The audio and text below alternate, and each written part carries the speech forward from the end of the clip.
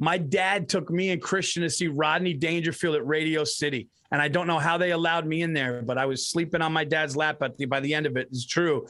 And my dad was laughing so hard at another guy laughing at Rodney.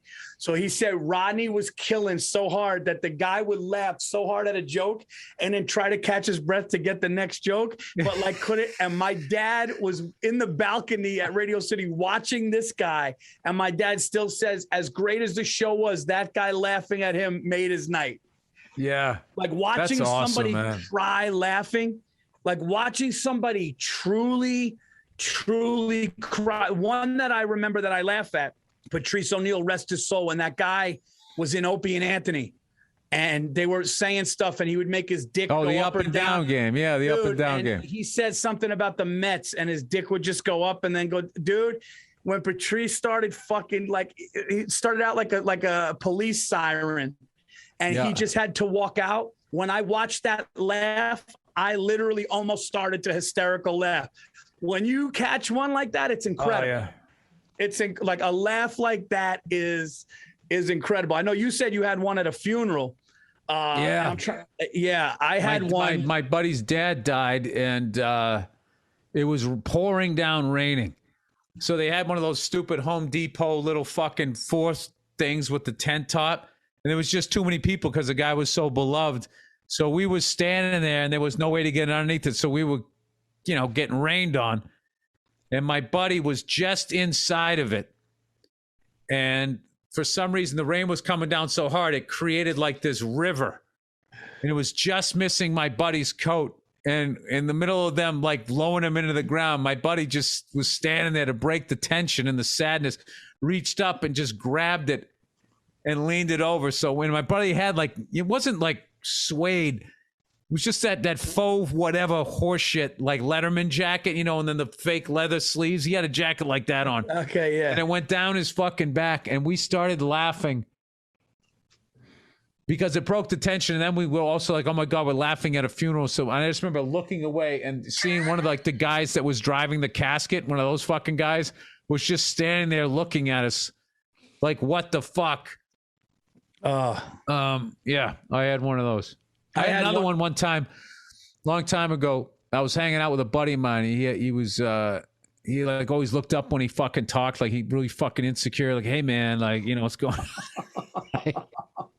So we were drinking in Faneuil Hall. It was like last call. We were trying to get something else to drink, and we were just fucking wasted. And we were hanging out, and then this older black guy came up. He was dressed in a suit and he had this briefcase. So my friend's like, he's like, hey man, like, what's with the briefcase? And the black guy was like, I got my papers in there, man. He goes, you always got to be ready to make a move. Something like that. And then my buddy just goes, we'll go ahead and make a move, man, because I'll fucking kill you. Right? Like he took it the wrong way because they were both high and drunk or whatever. Oh, and they both started squaring off, and the bartender lunged between them. And I was crying laughing because I was like, that's like a perfect sitcom joke. Like just when you just totally misunderstand somebody. And I was like, I couldn't believe it happened. And then I was also laughing because the guy was 60, but he was in his he was like an old time fucking, hustle looking guy. And then my buddy's all fucking beer and waterlogged. That was one of those ones there was that one, when I was just, I was laughing so hard I couldn't even try to break up the fight or explain no, he meant business move. Can't make you move, man, because I'll fucking kill you. I had one at the Soho Cigar Lounge where I actually feared for my health. I begged him to, I don't know what happened, but it's with a buddy and he was talking about colonoscopies. And we're having a picture of this. We're having a great time. I mean, great time. I got a Davidoff Nicaraguan. I got some sort. I think I got either Lagavulin or Lafroy 10. I'm having a fucking great time. And we're sitting there and we start talking about men's health. And dude, he got so serious and he's going, no, Paul, it's not 50 anymore. Okay. It's not 50 anymore. It's 40. You got to get a colonoscopy, dude. They're finding this stuff like that. And he starts telling me all this stuff. And just out of nowhere, the way he did, he goes, with all seriousness, he goes, have you had your asshole checked? Dude, the way he said it, dude, I can't even, he just goes, have you had your asshole checked? Dude, he said it with, and I fucking lost control of myself.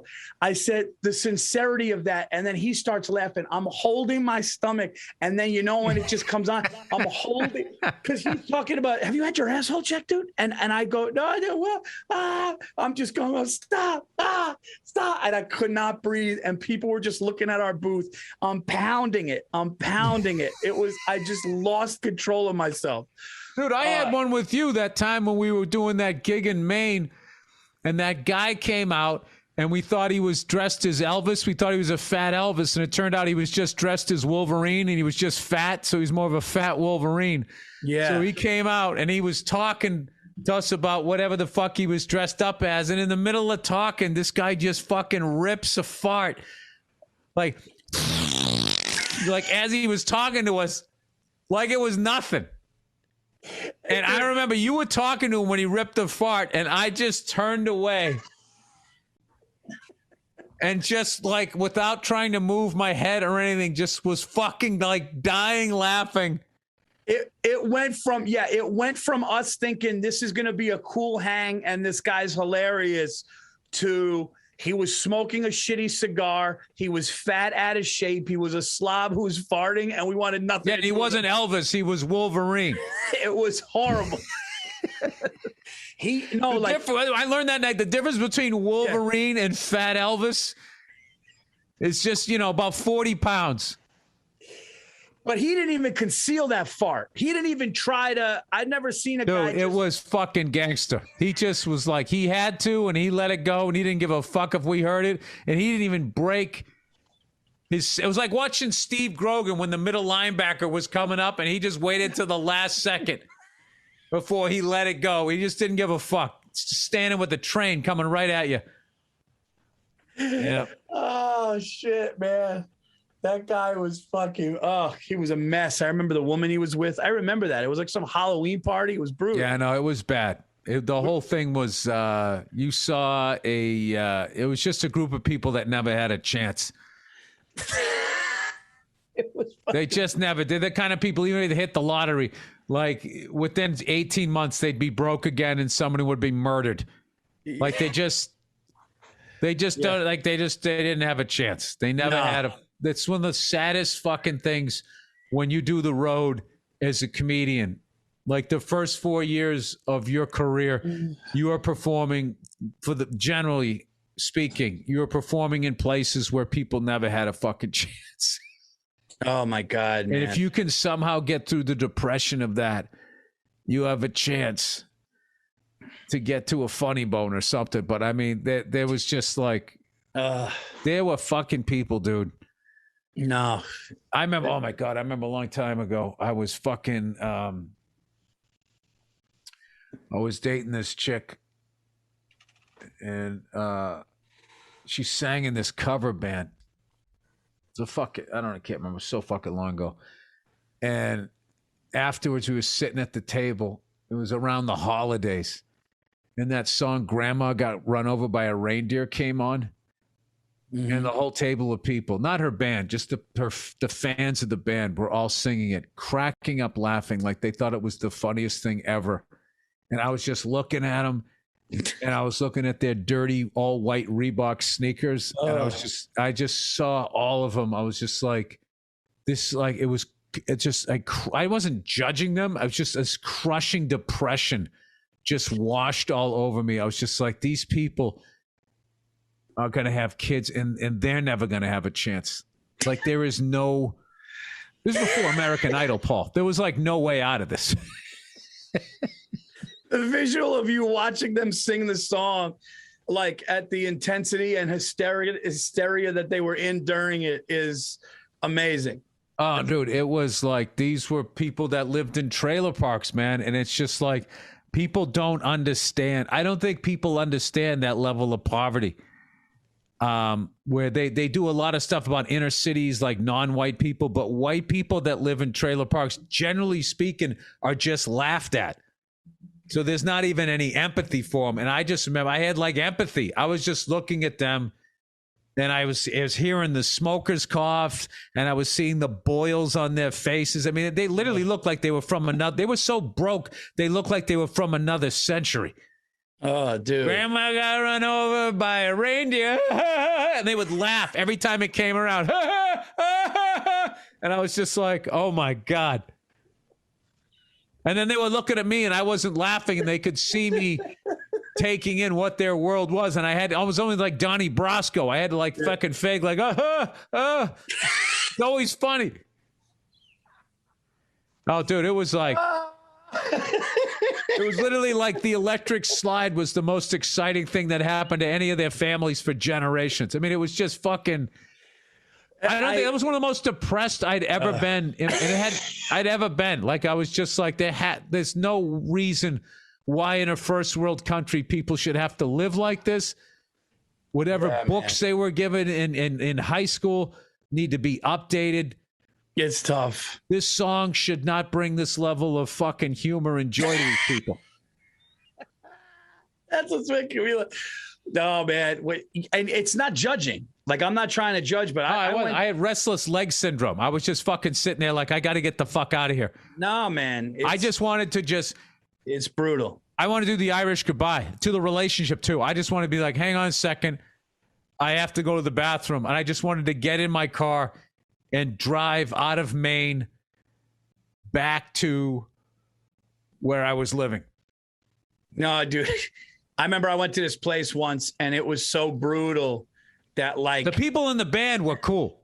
I'm just saying, sure. They're fans. I'm talking about I was sitting with their fans, and I was just like, is there anything better than driving away? Is there anything better than that's one of my favorite things to do ever is to drive away. In that movie, Gone, where Ben Affleck's wife fakes her death. Yeah, Gone Girl. Oh, yeah. Gone Baby Go. Gone Girl. Gone Baby Gone. Whichever one it is. Yeah. When she drives away and she's eating like snack foods, I thought the whole movie was fucked up, but she's just sitting there eating like ho-hos, driving a shitty car down the highway. I remember thinking like, that right there is like the most free you can ever be. Just driving away. Just driving away from whatever it is. Get your food and just drive. Just can't wait to leave. Just can't wait to leave. Stacy and I went to a place, and we don't want to judge anybody. We know people don't have certain amounts of money. But, dude, they were bringing out like hors d'oeuvres, and it was just like cold cuts on paper plates. Dude, it was, I'm not like, and you know me, like when it comes to meats and shit, like you got to roll it up, put it on some fucking, I mean, they might as well have taken like, just like bologna out of the thing from the deli and just fucking slapped it on a paper plate. And like, those like shitty cheddar cheese blocks with like toothpicks. It was like you give this shit to your dog. And I remember just sitting there. And I'm like looking at my wife, and I'm going like, we got to get the fuck out of here, man. I got to get the fuck out of here. Like can't. Dude, it's sitting there just seeing people that they have no shot in life. It's sad. I mean, you can't be a human being and you're just sitting there. It kills you just looking at them and like, oh my God, you're meeting like fucking 18-year-old people that have the teeth of like a 60-year-old.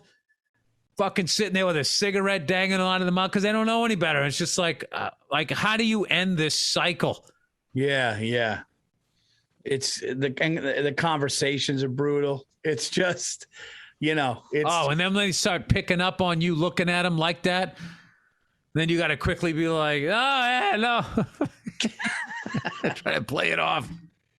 No, it's brutal, man. And you don't want to judge. You want to, but I agree with you. I think if you give those people money, I don't think it changes. No, you have to undo, like, you have to, like it's a you whole like they're done. They're done. They're cooked. It's done. You can't do. What you have to do is go in like special ops and take their children.